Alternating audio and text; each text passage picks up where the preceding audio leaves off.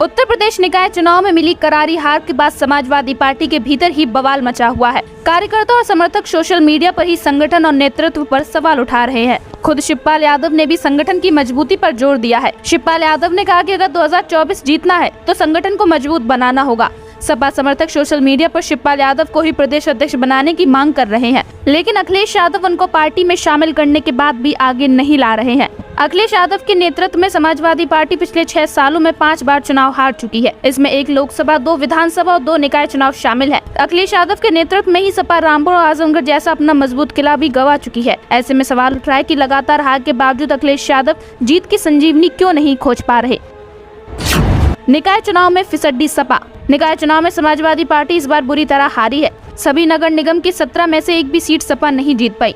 9 सीटों पर ही सपा दूसरे नंबर पर आई है। 3 सीटों पर बीएसपी और कांग्रेस दूसरे नंबर पर रही। बरेली और मेरठ में निर्दलीय और एआईएमआईएम ने बीजेपी को कड़ी टक्कर दी। नगर पालिका की 199 सीटों में से सपा ने सिर्फ 35 सीटें जीत पाई। सपा मैनपुरी में भी चुनाव हार गई। वहीं नगर पंचायत की बात करें तो 544 में से 89 सीटों पर सपा अपना अध्यक्ष बनाने में कामयाब हो पाई। कानपुर लखनऊ नगर निगम में सपा उम्मीदवार को 2 लाख से ज्यादा वोटों से हार का सामना करना पड़ा। वहीं सहारनपुर में सपा गठबंधन के उम्मीदवार तीसरे नंबर पर रहे। लखनऊ, कानपुर और सहारनपुर में खुद अखिलेश यादव ने कैंपेन का मोर्चा संभाला था। प्रदेश अध्यक्ष नरेश उत्तम पटेल चुनाव के दौरान जौनपुर, फर्रुखाबाद, बरेली और वाराणसी में प्रचार करने पहुंचे थे, जहां सपा की करारी हार हुई है। चुनाव में बीएसपी, कांग्रेस के साथ ही आम आदमी पार्टी और एआईएमआईएम जैसी पार्टियां भी मजबूत हुई हैं, जो आमने सामने के मुकाबले में सपा को टेंशन दे सकती हैं। अखिलेश पटेल 6 साल में 5 चुनाव हारे। 2017 में समाजवादी पार्टी ने बड़ा बदलाव हुआ और अखिलेश यादव राष्ट्रीय अध्यक्ष बने। अखिलेश ने उस वक्त मुलायम सिंह यादव के करीबी नरेश उत्तम पटेल को प्रदेश अध्यक्ष बना दिया। अखिलेश पटेल के नेतृत्व में सपा 2017 का विधानसभा चुनाव, 2017 का निकाय चुनाव भी हार गई थी। इसके बाद 2019 के लोकसभा चुनाव में सपा ने बीएसपी के साथ गठबंधन कर लिया, लेकिन पार्टी को सफलता नहीं मिली।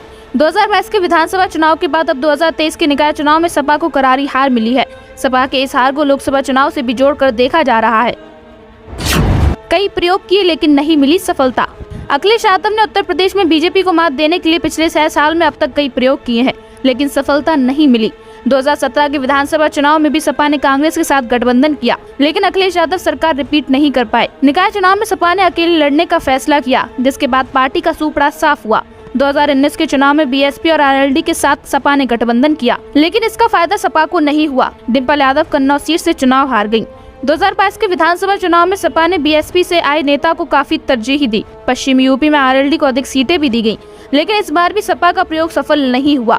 निकाय चुनाव में सपा ने बीजेपी को टक्कर देने के लिए मजबूत घेराबंदी की थी, लेकिन फिर भी सपा असफल रही। बार बार प्रयोग असफल होने पर अखिलेश यादव बयान भी दे चुके हैं। सपा सुप्रीमो ने कहा था कि मैं इंजीनियरिंग का छात्र हूं और प्रयोग करता रहता हूं। जरूरी नहीं कि हर प्रयोग में सफलता मिले। जीत की संजीवनी क्यों नहीं ढूंढ पा रहे अखिलेश। सबसे बड़े राज्य उत्तर प्रदेश में समाजवादी पार्टी चुनाव दर चुनाव हार रही है। हर हार के बाद सपा सुप्रीमो शीर्ष नेतृत्व और पुलिस प्रशासन पर ही ठीकरा फोड़ देते हैं। ऐसे में सवाल अब ये उठता है कि क्या सपा की हार की वजह सिर्फ पुलिस और प्रशासन है। हाल ही में मैनपुरी लोकसभा उपचुनाव में पुलिस और प्रशासन की मजबूत घेराबंदी के बावजूद भी सपा को बड़ी जीत मिली। इसी तरह 2022 के चुनाव में डिप्टी सीएम केशव प्रसाद मौर्य के जिले कौशाम्बी में भी सपा ने क्लीन स्वीप किया था। 2022 के चुनाव में आजमगढ़, अम्बेडकर नगर, गाजीपुर समेत कई जिलों में सपा ने एक तरफा जीत दर्ज की। हालांकि इसके बावजूद सपा जादुई आंकड़ों से काफी दूर रह गई। आखिरकार लगातार हार की वजह क्या है। पहले मैनपुरी उपचुनाव, फिर निकाय चुनाव के दौरान इटावा, जसवंत नगर बेल्ट में दम दिखाने के बाद समर्थकों के बीच शिवपाल यादव चर्चा में है।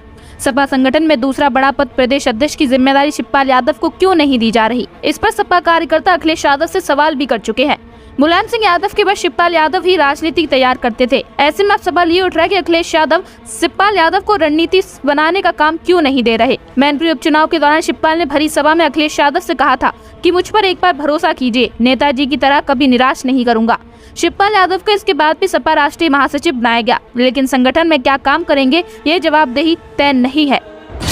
2024 के लिए एक और प्रयोग या संगठन में सर्जरी। निकाय चुनाव में करारी हार के बाद अब सवाल उठ रहा है कि 2024 के लिए अखिलेश यादव एक और प्रयोग करेंगे या सपा संगठन में सर्जरी होगी।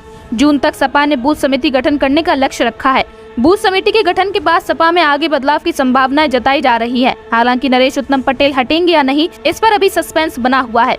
पटेल 2022 में दोबारा सपा के प्रदेश अध्यक्ष चुने गए थे। अखिलेश यादव कांग्रेस को लेकर भी नर्म है। कर्नाटक चुनाव के बाद उन्होंने ट्वीट कर कांग्रेस को बधाई दी थी। अगर नीतीश कुमार और मल्लिकार्जुन खड़गे की रणनीति कारगर रही तो सपा यूपी में कांग्रेस और आरएलडी के साथ मिलकर अगला चुनाव लड़ सकती है। ऐसे में 5-7 सीटों पर सपा को कांग्रेस से मदद मिल सकती है। इनमें रामपुर, मुरादाबाद, फतेहपुर सीकरी, मेरठ, अलीगढ़ और नोएडा सीट शामिल है। कांग्रेस 2022 में हार के बाद पश्चिम यूपी में सबसे ज्यादा फोकस कर रही है। Bureau report, news crowd.